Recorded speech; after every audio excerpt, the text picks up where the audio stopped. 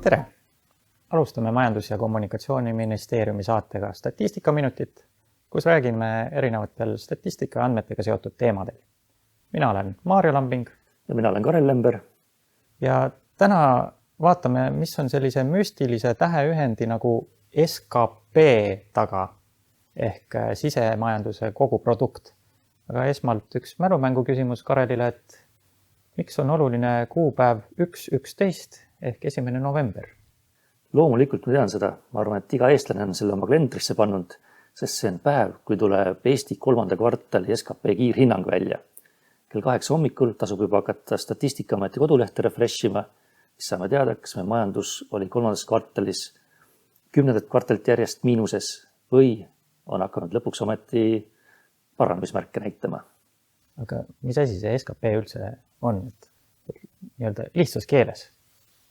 Kui mõtleme, mis see SKP on, siis ilmselt enam inimesi tõlgendab seda omamoodi, et paljud jaoks võib tunduda mingi müstilise näitajana, et millest kõik räägivad, vahest ta tõuseb, vahest ta langeb, aga täpselt aru ei saa, kas oma elus ka midagi muutub, et loogiline on, et kui langeb, et ilmselt siis läheb nagu elu halvemaks. Aga vaat viimased aastaid, et 3 aastat nagu majandus langenud juba usinalt, aga palgad on kogu aeg tõusnud, elatustase nagu eriti palju vähenenud ei ole, tööpuudus ka nagu hullemaks läinud ei ole, et ei tea, äkki tegelikult ei mõjutagi kedagi. Kui ma püüaks nagu lihtsalt selgitada SKP olemust, et siis piltlikult öeldes nagu majanduse maht, mida mõõdetakse, et kui palju siis perioodis on see kvartalis või aastas luuakse täiendavat väärtust. Siin sisemajandus tähendab seda, et võetakse arvesse seda, et mis siis nagu siseriiklikult on loodud. On veel teisi näitajaid, mis võtavad arvesse, et palju näiteks Eesti inimesed on loonud, et isegi kui nad teevad tegusid mujal maailmas, et ka siis see võetakse arvesse, aga sisemajanduse kogu produktis vaadatakse puhtalt siis nii-öelda Eesti territooriumil loodud väärtust, et kui välismaalased siin loovad seda, et siis see võetakse ka arvesse. Aga ega nende näitajatel nagu suurt erinevust ei ole. Ja siis praktikas teadlased on leiutanud vähemalt 3 viisi, kuidas seda SKP-d kokku arvutada. Et on sissetulekute meetod, tarbimise meetod ja tootmise meetod. Et võib-olla kõige lihtsam on aru saada sellest tootmise poole pealt, et oletame, et ma teen luudasid või vihtasid. Et selleks ostan naabrimehe käest siis vajalikud oksad, poest nööri ja ütleme, et nugakirves oli mul juba varasemast olemas, et need on siis mu ainsad kuluallikad, toimetan päeva valgel, elektrit ei kuluta. Et ütleme niimoodi, näiteks kulus mul siis materjalide peale euro, müün seda 5-ga edasi, see 4 eurot, mis vahepeal tekib, ongi see nii-öelda lisanduv või täiendav väärtus, et mis läheb siis lõpuks sinna SKP arvestusse. Et tootmise meetodil siis vaadatakse, kui palju erinevad tegevusalad seda täiendavat väärtust loovad, et kes meil need suuremad ongi. Töötlev tööstus, seal üle peaaegu 15% või nüüd on allapoole kukkunud kogu majandusest, siis kaubandus, kinnisvarasektor on üsna oluline ja siis tuleb terve rida veel väiksemaid, kes jäävad seal 6% kanti nende osatähtsused, infoside, avalik haldus ja nii edasi. Et seal tootmise poole peal mõõdetakse seda lisandväärtust, et siis lõpuks SKP kokku saada, et siis on veel seal netotoottemaksud, neid ei jagata nagu sektori peale kohe laiali, nii et võetakse 1 pundina arvesse. Aga siis see teine pool, ütleme, sissetulekut, et see vaatab seda, et põhimõtteliselt kuhu see raha, mis on siis loodud, kuhu ta jaguneb, et mis on kõige suurem valdkond, kuhu raha siis läheb. Kas see tarbimisse läheb? Jah, tarbimisse läheb ta selle tarbimismeetodi järgi, et jämedalt pool sellest rahast siis eratarbimine. Aga siis veel investeeringut ja sinna läheb meil enam kui veerand ja selle näitaja põhjal on Eesti päris tugev tegija, et kui me siin kunagi rääkisime Leedust, siis leedukad armastavad rohkem tarbida ja vähem investeerida. Meil on siin see rohkem investeerimise usku. Ja siis edasi on seal jah, et seal ongi veel valitsussektor. Ja noh, kui me ja siis oli veel seal, mis meil oli, CIG ja siis eksport ja import. Et eksport moodustab peaaegu 80% meie SKP-st. Peaaegu sama suur on ka impordi osa, aga see on miinusmärgiga, et noh, ekspordiga me teenime raha, saame väljast seda juurde, impordiga viime jälle raha välja. Ja siis nende ekspordi-impordi all on nii kaubad kui teenused. Praegu meil ülekaalus on pigem siin kaupade eksport-import, aga just ekspordi poole peal ka teenused on oluliselt tõusnud. Teenused on jah, viimasel ajal oluliselt vahet vähendanud kaupadega, ja tundub, et see trend on jätkuv, et väike riigi teema, et teenuste eksport on palju lihtsam skaleerida ja arvan, et täiesti okei on ka teenuste pealt raha teenida, et võib-olla ei peagi alati nii palju kaupade ekspordile suunama. Aga tegelikult võiks vaadata neid SKP nüansse, et kui sa vihtedest rääkisid algul, et mis siis juhtub lisandväärtusega, kui sa näiteks tõstad viha hinda 5 pealt 6 peale, aga toodad ikka neid sama palju. Siin jõuamegi sellesse jooksev hinnad, püsiv hinnad, et iseenesest, kui ma tõesti neid vihtasid või luudasid, müün kallimalt, ja sama palju neid müün, selles mõttes majanduse maht eurodes suureneb, aga päriselt ei ole siin midagi, ikkagi müüsin oma 10 või 100 vihta ja maht on jäänud samaks, et siin Statistikaamet püüabki siis hinnata, et mis on see reaalne väärtus või püsiv hindades, et kas meil see maht tükkides nii-öelda suureneb või püsib paigal või väheneb. Ja see on see näitaja, mida me majanduskasvu või kahanemise või paigalseisu all mõõdame, et see hinnatõusu efekt püütakse elimineerida. Just, et kui me hinnatõusu efekti ei elimineeri, siis on meil majandusnäitajad ka palju paremad. Et siis oli vist viimane majanduslangus meil aastal 2020 mõni protsent. Ja pärast seda on meil majandus kogu aeg usinalt kasvanud. Aga kui võtame hinnatõusu maha tükkides, siis ei ole kasvu olnud. Et see on väga huvitav osa siin SKP arvutamise juures, et mida siis täpselt vaadata, et kas hinnad on olulised või ei ole.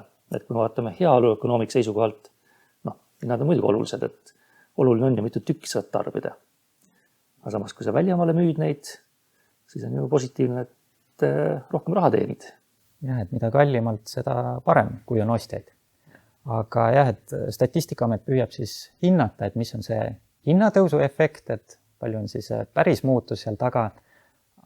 Ütleme, see luudade näide on võib-olla lihtne, et jagad ära, mitu tükki tegin, palju eurosid sain ja siis saan teada, et palju see hinnatõusu efekt on, aga kogu majandus on ikka palju keerulisem, et isegi selle luudade näitel, et mis siis, kui ma lisan sinna lennuvõimelisuse funktsiooni luuale ja müün ta 100 korda kallimalt. See ei ole ainult hinnatõusu efekt, toode on oluliselt paremaks läinud. Et võta sa siis kinni, et kuidas ma seda nüüd peaksin arvutama. Just, ega siin väga head lahendust ei olegi, et selle peale on siin maailma parimad majandusteadlased juba aastakümneid ajusid ragistanud ja vist geniaalset lahendust ei olegi, et kui sa mingit toodet oluliselt parandad, saad rohkem rahade eest, aga tükki on meil tiksama palju, et palju on näiteks toodud elektripirne, et tulid need LED-id tööklampi tasemele, hind võib-olla jäi isegi samaks, aga toode on oluliselt parem, pidas vastu 10 või 100 kordi kauem. Aga samas majandus ei pruukinud kasvada sellest, sest sul läks neid vähem vaja. Et selliseid paradokse on küll ja veel. Näiteks kas või telefonid, arvutid, et kui ta turule tuleb, et võib-olla maksab sama palju kui eelmine mudel, kui ta turule tuli, aga see on oluliselt kiirem, suurem mälumaht ja nii edasi, et kõiki neid asju peaks arvesse võtma, et on toimunud kvaliteedihüpe tegelikult ja noh, kuigi hind on sama, siis nagu äkki saan parema asja. Just. Aga siin SKP-l on erinevaid nüansse, eks siis väga palju oleneb olukorrast, et mida sa järeldada tahad, et siis peab vaatama vastavalt kas jooksevinnas SKP-d või püsivinnas SKP-d, et kasvusid ka siis kas reaalkasve või nominaalseid kasve. No SKP-ga trikitamisest näiteid on veel, et mulle endale meeldib Iirimaa näide hästi, et kui vaadata tabeleid või graafikuid, siis Iirimaa on alati kuskil üleval paremal nurgas, et tal on kohutavalt suur SKP inimese kohta ja on ka kogu SKP suur, et neil on kuskil 4 korda suurem Eestist. Et üle 500 miljardi euro on neil SKP suurus. Noh, jube rikkad, 4 korda rikkamad meist, et nad peaks sõitma 4 korda paremate autodega, jooma 4 korda rohkem õlut meist, et neil on kõik võimalused palju paremad. No tegelikkuses, kui nendega räägid, siis ega see elu ei tundu nii lilleline. Ja et kas Iirimaa SKP-st mingi järeldada saab? No otseselt mitte. Nad ise arvutavad tegelikult oma SKP-d ilma välismaiste korporatsioonideta, mis ongi see trikiga koht. Kuna neil on hea maksusüsteem, siis on seal Apple'id ja igasugu teised kuulsad firmad on oma patendiportfellid sinna tõstnud ja Iirimaa SKP on paisunud meeletu kiirusega. No, paar aastat tagasi oligi neil, et 500 miljardilisest SKP-st kuskil 70-80 miljardit ainuüksi andsid välismaised patendiportfellid. Ja noh, kõik me teame Ryanairi, see amortiseeris oma lennukeid seal 10 miljardit kohe juurde SKP-sse. Kui Ryanair tõstaks oma lennukipargi Eestisse, mitte midagi ei muutuks, eestlaste eluolu kõsesti paraneks, me ilmselt ei märkakski seda, need lennukid ei oleks isegi Eesti pinnal või registris, siis võiksime ka iga aasta 10 miljardit juurde teenida, mis tähendaks, et me SKP oleks kohe 25% suurem. Aga mis me just järeldame? Noh, polegi midagi järeldada, et kui numbreid võrrelda, siis peab igasugu selliseid nüansse arvesse võtma. Ja ei saa alati ka nagu tuua üks ühele seosed, et mida suurem majandus, seda parem olukord, et ütleme, majanduses on ka tegevusi, mis on sellised küsitavad, et kas nad otseselt väärtust loovad, et näiteks tekitame prahti, keegi peab selle ära koristama. Aga see koristamine on jälle tegevus, mis nagu tinglikult loob meil väärtust, et selle eest makstakse ja annab tööd aga teisalt, kui seda prahti poleks ja ei peaks koristama, ega iseenesest meil siin keskkond nagu halvem ei oleks. Et on ka teisi selliseid tegevusi, mis küsitavad, kas nad otseselt sellist väärtust loovad. Aga samas seal SKP-s on tõesti igasuguseid selliseid asju ka, mida võib-olla aruannetest äriregistris ei leiagi, et meil on ka see varimajanduse pool, et üks asi, mis on täiesti legaalne ja arvestatakse, on näiteks see, et paljudel on isiklik eluase ja see eluase toodab ka meile tinglikult nagu teenust, pakub peavarju. Et Statistikaamet püüab siis seda ka hinnata, et olukord on sisuliselt sama, et kui me üüriksime endale korterit, siis see käiks ilusasti kõik aruannetest läbi, rahad liiguksid, aga see on tegelikult samaväärne olukord, kui meil on enda korter ja me pakume endale siis seda üüri või eluaseme teenust. Ja siis on veel mingid asju, mida me teeme nagu tasuta, võib-olla enda või sugulaste heaks, et ka selliseid asju püütakse arvestada. Aga siis on ka veel see, ütleme nii, illegaalsed tegevused ja sellised poollegaalsed või kus maksu ei maksa, aga ikka nagu peaaegu äritegevus, et ka selliseid osasid püütakse ja sisemajanduse koguprodukti arvesse võtta. Jah, sest keegi ilmselt ei ole narkootikumide pealt maksu maksnud või salasuitsude pealt, või prostituutide pealt, et kõik seda võetakse arvesse, et kõik see on väga hinnanguline muidugi. Aga selle aastast 2014 Eurostat lubab selliseid asju arvesse võtta. Näiteks Itaalia oli toona väga rõõmus selle üle, et saab varimajandust rohkem arvesse võtta, kuna see tõstis nende nominaalset SKP-d, mis tähendab, et nende võlatase läks alla. et see arvestus, mis metoodika muutus võib nii mõnelegi riigile hästi mõjuda. Jah, aga see on tõesti selline väga hinnanguline tegevus. Statistikaamet ise on arvestanud, et mõni protsent SKP-st on see varimajanduse osa, mida nad suudavad arvesse võtta. Aga on tehtud igasuguseid mudeleid, kus öeldakse, et veerand Eesti majandusest ongi varimajandus ja et muidugi nendesse hinnangutesse tuleb ka suhtuda ikka kriitiliselt, aga see näitab, kui erinev võib olla see arusaam, et mis see varimajanduse osatähtsus siin majanduses on. Aga vahepeale põikeks üks selline keeleline nüanss ka, et räägitakse sisemajanduse kogu produktist ja sisemajanduse kogu toodangust. SKP, SKT. Et ütleme niimoodi, tavainimese jaoks, et üks potato kõik, et vahet pole, mis seal lõpus on B või T. Et neid mõistetakse samamoodi. Samas võib-olla statistikud, kes nende definitsioonidega nagu täpsemalt ümber käivad, et nemad eelistavad ikka eesti keeles SKP-d, produkti. Et see vahe on umbes sama nagu praam või parvlaev, et üks laev kõik, merendusinimesed vist praami peale tegelikult inimesi ei laseks. Et see on rohkem mõeldud seal puistekauba ja muu vedamiseks ja tal ei pruugi isegi mootorit olla, aga tavaelus vahet pole. Ja siis SKP, SKT, et toodanguga on mõistetud, tähistatud siis nagu seda kogu mahtu, toome paralleeli, et nagu käive ja siis see produkt või SKP mõõdab pigem seda kasumi osa, et just seda lisanduvat. Aga nagu ütlesin, et tavakeeles kasutatakse täiesti võrdväärsena ja kui vaatate muidugi Statistikaameti tabeleid, siis te sealt SKT-d ei leia, ainult B. Jah, kui inglise keeles on GDP on see, kuidas käibes on ja seda kõige rohkem ka vaadatakse. Aga siinkohal ütlen ära ka see kolmas meetod, mis meil oli siin SKP kokkuarvutamiseks, see sissetulekute pool, et hüvitised töötajatele, et maakeeli lihtsalt palgad, sotsiaalmaksud, jällegi umbes pool, tarbimisel oli ka pool eratarbimiskulutused, aga see ei tähenda, et nüüd kogu palk läheb kohe teisest otsast välja, et kuna siin hüvitised töötajatel oli ka see tööjõukulud, mida inimene tarbida ei saa, et siis seda ei saa ka turule otse viia. Aga siis näiteks kasumite osa, mis jämedalt 5% SKP-st, et sellest ka osa ikkagi jõuab inimesteni, kas kiiremini või veidi pikemat teed. Seda saab viia siis turule. Ja siis see, mis nagu piltlikult öeldes investeeringute või kapitali eest makstakse, kulumi näol. Ja siis netotoote-maksud.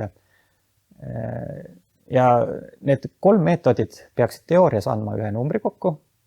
Praktikas on see veidi keeruline, et kuna seal on ikkagi üsna palju hinnangulisi väärtusi sees, et siis on statistiline vahe või viga, mis aitab lõpuks need kõik numbrid nagu otsad kokku viia. Jah, siis kui liidetavad ei klapi, siis saad alati panna statistilise veareale selle puudulev osa ja ongi kõik nagu jonksus, et statistika on selles mõttes imelihtne.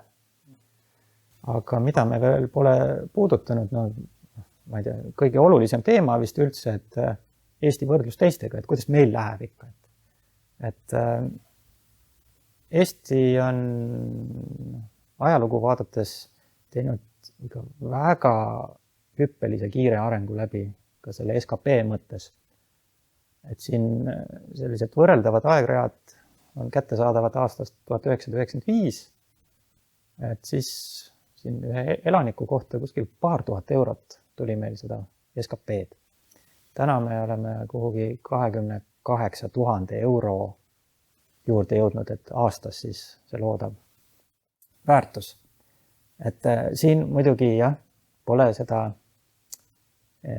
hindade kasvu arvesse võetud, aga teisest küljest euroga Eestis osta on sama hea kui välismaal osta, kuigi seal tuleb väike vahe sisse, et riikide vahel on ka hinnad erinevad. Et näiteks ühes kohas maksab kütus euroliiter, teises 1,5 eurot ja siis see euro ühes riigis, teises riigis ei ole päris samaväärne, et siis nagu vaatajate kuulate, et pead veel rohkem sassi ajada, et lisaks jooksev hindadele, püsiv hindadele on veel võimalik neid hindasid võrreldavaks teha, et just vaadataksegi seda hinnataset. Et see on siis hinnatasemega korrigeeritud näitajad, et just kui me ühe elaniku kohta võrdleme, et kui see on arvesse võetud, et siis me oleme jämedalt 80% Euroopa Liidu keskmisest tasemel SKP inimese kohta hinnatõusu arvestades või hinnatasemeid. Et ka selles arvestuses selle 20+ aastaga nii Eesti, Läti kui Leedu ja Rumeenia on teinud hüppelise arengu, aga veel hullumeelsem on olnud see, mida näitab siis tõesti see Iirimaa statistika, et kes nii-öelda keskmisest Euroopa riigist on saanud 2-kordseks keskmiseks.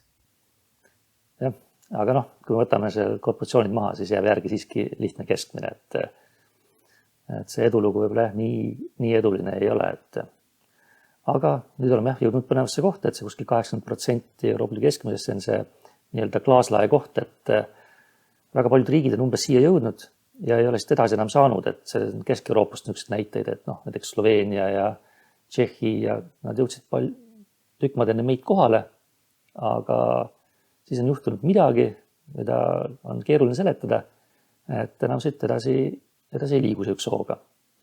Nüüd on ka meil see hetk käes, et peame vaatama, et kuidas edasi ja kas saame sellest klaaslaest läbi. Loodetavasti saame. Jah, aga selleks peab midagi ka tegema, et ega need asjad niisama lihtsalt ei käi, et üks teema, mis sellega haakub, on kindlasti, et kui palju uuendustegevusse või teadus-arendustegevusse panustatakse, et üks asi on lihtsalt kopeerida teiste tegemisi ja järgi teha, ega kõiki saladusi ka kätte ei saa ja siis ongi see küsimus, et kuidas sinna järgmisele tasemele jõuda. Et see 80% Euroopa Liidu keskmisest, et jälle väike meenutus ajaloost, et siin aastal 1995 me olime mingi 30-35% Euroopa Liidu keskmisest, et hüppe on ikkagi märkimisväärne, aga tunne on see, et kõik on halb ja et kuidas me ikka nii kehvasti siis toimetame, eriti kui võib-olla mingi näitajaga Leedu on natuke eespool. Et kuidas nüüd edasi rabeleda, et jõuda ikka sinna 100 või 110% peale, kuhu meil mõned sihid on seatud. Et loomulikult ega see mingi lihtne küsimus ei ole ja tavaliselt vist ühte konkreetset lahendust ka kuskilt ei paista. Et nende teemadega paljud inimesed sisustavad oma päevi, öid ja mõtisklevad, kuidas see käib. Samas tegelikult, kes tavaliselt meil selle edu on toonud, on ikkagi ettevõtjad, kes nii-öelda põllu peal toimetavad ja need päris lahendusi välja mõtlevad, et riik oma keskkonnaga saab ka kaasa aidata, aga siin kui palju see abiks on või takistab, et see on niisugune teine teema. Jah, eks näis, et aga siin tegelikult ongi see huvitav mõned eksperimendi koht, et just selles legendaarses Eesti ja Leedu võrdluses, et kui nemad tõesti tarbivad rohkem, SKP kasvab, me jällegi investeerime rohkem. Et kumb valik pikas perspektiivis õigem on. Et näiteks teadus-arendustegevusse me oleme siin pigem 2 korda rohkem iga aasta inimese kohta panustanud kui leedukad. Kas see kunagi tagasi ka hakkab tooma? Tahaks loota, et hakkab. Eks me mingi aja pärast saame vaadata, et kes sellest klaaslaest siis ennem läbi saab. Aga siia lõppu äkki vaatan prognoose ka, et mis sa arvad, kas selle aasta lõppseis on, et kas jääme miinusesse või tuleb 0 või väike pluss ära? Ma võtan selle keskmise 0 variandi, et jah, lootused on, et äkki teine pool nüüd lõpuks hakkab aastal näitama ka siis plussmärke. Et see esimese poole me lõpetasime miinuses ehk majandus langes siin, ta oli 1-2% suurusjärgus. Et ma ise olen loomult pigem selline pessimist, konservatiivne ja väga helgesse tulevikku loodan, usun ikka, aga veidi kahtleva pilguga, siis nüüd mõningad majandusnäitajad on juba sellised, et kus mul tekib ka lootus, et äkki siin pea 3 aastat miinust, et ükskord võiks see asi ka läbi saada.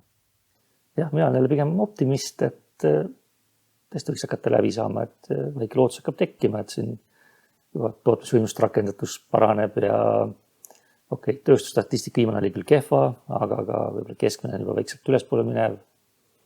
Ja siis on mingid valdkonnad, mis isegi sellisel ajal on ikka paremaid tulemusi näidanud ja mõned küll jah, võib-olla seetõttu, et vahepeal olid ikka väga halvad ajad nagu turismisektor, et see on ikka teinud paremaid tulemusi kui aasta tagasi ja just siin teenuste valdkonnas on neid teisigi, kes ikka vaikselt arenevad.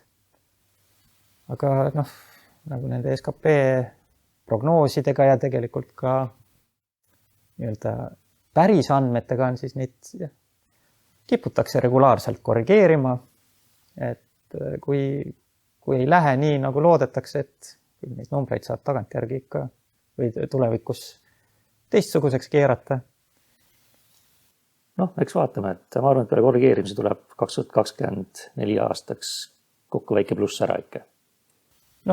Nüüd on see salvestatud purgis, saab hiljem tagantjärgi kontrollida, et muidugi siin 2 analüütikut ja 4 arvamust, et midagi ikka pihta läheb, kui nüüd mingi suur hull miinus ei tule, siis küll me põhjenduse leiame, miks see juhtus, aga tuleb, kus näeme, mis siis Statistikaameti hinnangut tegelikult praegusele olukorrale juba on.